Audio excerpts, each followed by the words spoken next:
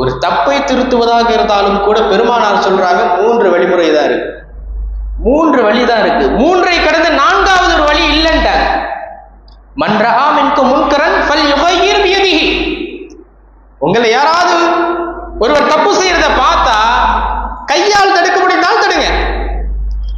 நம்மளுக்கு அதிகாரம் இருக்கு, சின்ன பையனா இருக்கிறான் என்று சொன்னால் அவன் அடித்து திருத்த முடிந்தால் திருத்துங்க. கையில சிகரெட் வச்சிருக்கிறான், பீடி வச்சு குடிச்சிட்டு இருக்கிறான், அல்லது மதுபாட்டில் வச்சிருக்கிறான்னா உங்களுக்கு தைரியம் இருந்தால், சக்தி இருந்தால், அதற்கான அதிகாரம் இருந்தால் அது கையை வாங்கி போட்டு உடையுங்க. எப்ப இது மாதிரி செய்யக்கூடாது, ஹராமான செயல் என்று சொல்லுங்க. உங்கள் கையால் தடுக்க முடிகிற அதிகாரம் இருந்தால் கையால் தடுங்க. இது முதல் வழிமுறை. பெருமானார் அப்படி உங்களுக்கு முடியாவிட்டால் ஃபைல்லம் எஸ்ததியம், கையால தடுக்க முடியாது, அவர் பெரிய ஆளு அல்லது ஆஜானு பாகுவா இருக்கிறாரு, நாம சக்தியற்றவர்களா இருக்கிறோம் அப்படின்னு சொன்னா லிசானிஹி, வாயால சொல்லுங்க. நளினமான வார்த்தையை கொண்டு அவர் என்ன செய்யுங்க, அவருடைய தப்பு நீங்க திருத்துங்க. ஃபிரௌனிடத்துல மூசா நபியை ஹாரூன் அலைஹிஸ்ஸலாம் அவர்களை அனுப்புவதும் கூட அவன் கொடுங்கோலன் தான். நீ கடுகடுத்த வார்த்தையை பயன்படுத்தாதீர்கள், நளின வார்த்தையை பேசுங்க. நளின வார்த்தை அவனுடைய உள்ளத்தை தட்டும்.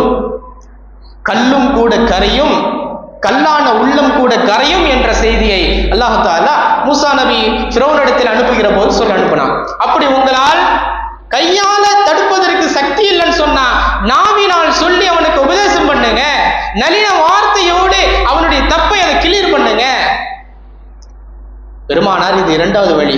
3வது ஒரு வழிமுறை சொன்னாங்க, ஃபைல்லம் யஸ்ததி, நாவினால் சொல்லியும் அவன் கேட்காவிட்டால் ஃபபிகல்பிஹி, மனதால் அவனை வெறுத்து விடுங்கள்.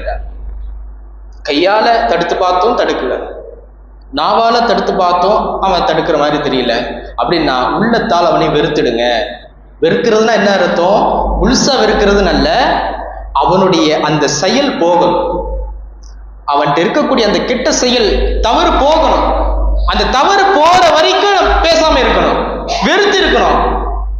நாம இந்த மாதிரி தப்பு செய்யறதுனாலதான் எங்க அத்தா பேச மாட்டேன்றாரு, எங்க அம்மா பேச மாட்டேன்றாங்க, சரின்னு சொல்லிட்டு அவன் என்ன செய்வான், அந்த தப்பை உணர்ந்து அந்த தவறிலிருந்து தன்னை அவன் தற்காத்துக் கொள்வான். அதுதான் உள்ளத்தை விட்டும் வெறுக்கிறதுனா அதான் அர்த்தம்.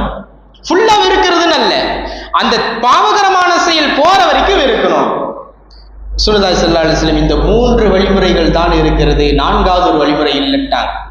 இதுவே பலவீனமான ஈமான், இதுவே பலவீனமான ஈமான். அப்ப தப்ப திருத்துறது கூட 3 வழிமுறை தான் பெருமானார் சொன்னார்கள், 4வது 5வது வழிமுறை இல்லை என்பதை இந்த ஹதீஸ் நமக்கு சொல்லி காட்டுகிறது.